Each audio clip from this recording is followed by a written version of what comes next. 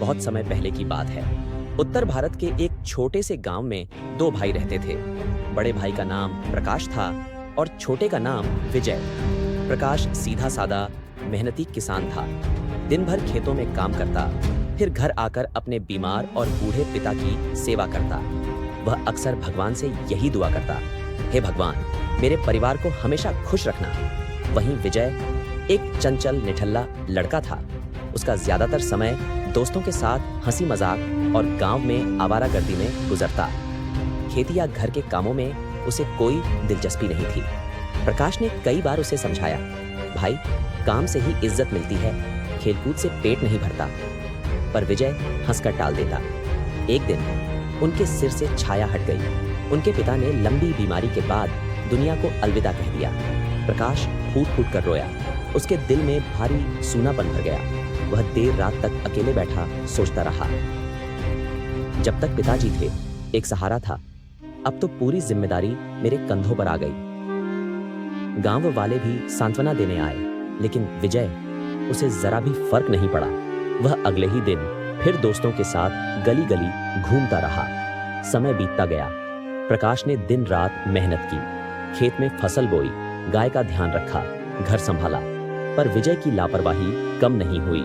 अब गांव वाले रोज प्रकाश के पास आकर उसकी शिकायतें करने लगे। कोई कहता, तुम्हारा भाई चोरी छिपे आम तोड़ता है। कोई कहता, अरे भाई, उसे देखो, जुआ खेल रहा था। प्रकाश का दिल टूटने लगा। उसे अपने पिता का वादा याद आता, हमेशा भाई का ध्यान रखना। लेकिन अब तो भाई ही राह भटक गया था। एक दिन शाम को प्रकाश खेत से थककर लौट रहा था। रास्ते में गांव के बगीचे के पास पीपल के नीचे बैठ गया।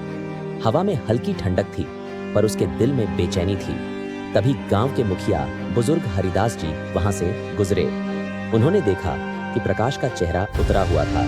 मुखिया जी ने प्यार से पूछा, क्या हुआ बेटा प्रकाश, क्यों इतने उदास हो? प्रकाश ने सिर झुकाकर सारी कहानी सुना दी। मुखिया जी थोड़ी देर चुप रहे, फिर गंभीर आवाज में बोले, देखो बेटा, कभी कभी प्यार के साथ सख्ती भी जरूरी होती है। अगर विजय को सुधारना है तो उसे उसकी गलतियों का एहसास खुद ही करवाना पड़ेगा। प्रकाश डरते हुए बोला, पर मुखिया जी, लोग क्या कहेंगे? मुखिया जी मुस्कुराए, लोग तो रोज बातें बनाते हैं। जिस दिन तुम कमजोर दिखोगे, लोग हंसेंगे। और याद रखो, तुम्हारे अपने फर्ज सबसे पहले हैं। प्रकाश की आंखों में एक नया आत्मविश्वास आ गया। अगली सुबह प्रकाश ने विजय को बुलाया। साफ शब्दों में कहा, भाई, अब हमें अपने अपने रास्ते अलग करने होंगे। विजय चौंक गया।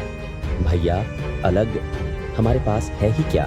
प्रकाश बोला, बस वही जो हमारे पिता छोड़ गए। 2 कमरे, 1 गाय, 1 कंबल और आंगन में खड़ा अमरूद का पेड़। विजय ने शरारत से मुस्कुराते हुए कहा, ठीक है भैया, बंटवारा मैं करूंगा। कमरा, 1-1, कंबल दिन में तुम्हारा, रात में मेरा। गाय, आगे का हिस्सा तुम्हारा, पीछे का मेरा। पेड़, नीचे का हिस्सा तुम्हारा, ऊपर का मेरा। प्रकाश उसकी चालाकी समझ गया, पर चुपचाप हंसते हुए सारी बातें मान ली। अगले कुछ दिन विजय ने चालाकी से अपना फायदा उठाना शुरू कर दिया। रात को आते ही कंबल छीन लेता। ठंडी हवाओं में कांपते प्रकाश को देख भी अनदेखा कर देता। गाय का दूध निकालते वक्त अड़ जाता, पिछला हिस्सा मेरा है। अमरूद खाने जाता तो विजय पेड़ के ऊपरी हिस्से पर हक जताता, ऊपर के फल मेरे हैं। प्रकाश चुपचाप सब सहता रहा, पर दिल में कहीं एक हल्की मुस्कान थी। उसे मुखिया जी की सलाह याद थी। एक दिन जब विजय ज्यादा ज्यादती करने लगा, प्रकाश फिर से मुखिया जी के पास गया।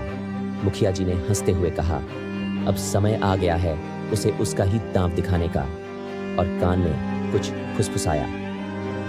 अगली सुबह प्रकाश ने कंबल को दिन में पानी में डुबो दिया। शाम को विजय आया तो कंबल भीगा पड़ा था। विजय चिल्लाया, भैया, कंबल गीला क्यों किया? प्रकाश मुस्कुराया, दिन में कंबल मेरा है, मैं जो चाहूं करूं। विजय गुस्से से भुनभुनाता चला गया। अगले दिन जब गाय का दूध निकालने विजय आया, प्रकाश ने गाय को प्यार से पहले थपथपाया, फिर हल्के से डंडा मार दिया। गाय बौखलाई और विजय को दौड़ा लिया। विजय बुरी तरह डर गया। भैया, ये क्या किया? प्रकाश शांत स्वर में बोला, गाय का आगे का हिस्सा मेरा है, मैं जो चाहूं करूं। और फिर अमरूद का पेड़। विजय ऊपर के फल तोड़ रहा था।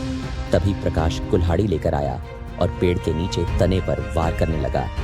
विजय दौड़ता हुआ नीचे आया। भैया, आप पेड़ क्यों काट रहे हो? प्रकाश मुस्कुराते हुए बोला, पेड़ का नीचे का हिस्सा मेरा है, चाहे पानी दूं या काट दूं। अब विजय को अपनी गलती का एहसास हो चुका था।